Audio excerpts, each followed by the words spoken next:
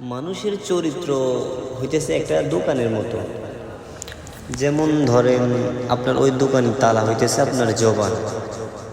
আপনি যদি যখন কথা বলেন তখনই বোঝা যায় যে ওই দোকানটাকে আসলে স্বর্ণের দোকান নাকি কয়লার দোকান। কি বুঝলেন?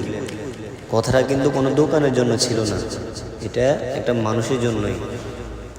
কারণ আমাদের ব্যবহারগুলো যখন অন্য লোকে শুনে তখন ওই লোকটা অনুভব করে যে ভালো ছাড়লে তো ভালোই মনে করে, আর যদি খারাপ ভাষায় কথা বলেন, অশ্লীল ভাষায় কথা বলেন, তাহলে তো খারাপই বলবেন। একটা কথা মাথায় রাখবেন যে আপনি আপনার মৃত্যুর পরেও কিন্তু আপনার ব্যবহারটাকে মানুষ মনে রাখবে, আপনাকে মনে রাখবে না। আপনি যদি খারাপ ভাষায় কারোর সাথে কোনো একদিন যদি কথা বলে থাকেন, তাহলে কোনো একদিন সেও বলবে যে ওই লোকটা আমার সাথে খারাপ ব্যবহার করছে।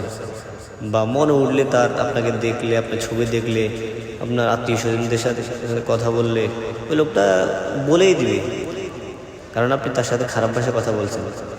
আর যখন আপনি আপনার মুখ দিয়ে তাকে সুন্দর করে কথা বলবেন বা আপনি কথার মাধ্যমে আরেকজনের মন জয় করবেন, তখন ওই লোকটা ওই কথাও কিন্তু না বলে পারবে না। সে সব জায়গায় এই কথা বলবে। কেন বলবে? আপনি কি তাকে 1 টাকা দিছেন? কি কিছু খাওয়াইছেন? না। বলবে এই জন্য যে আপনি তার সাথে সুন্দরভাবে ভদ্র ব্যবহার করছেন, কারণ এই জন্যই সে আরেকজনের কাছে আপনার প্রশংসা করবে। আর যদি আপনি নিজের মন মতো কথা বলেন, কাউকে ছোট করে কথা বলেন, কাউকে অপমান করে কথা বলেন, তাহলে আপনি ওইটা আবার নিশ্চিত থাকেন যে আপনি এটা ব্যাক পাবেন।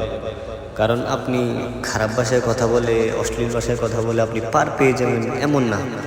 আপনি এই দুনিয়াতেও ধরা থাকবেন, আখিরাতেও ধরা থাকবেন।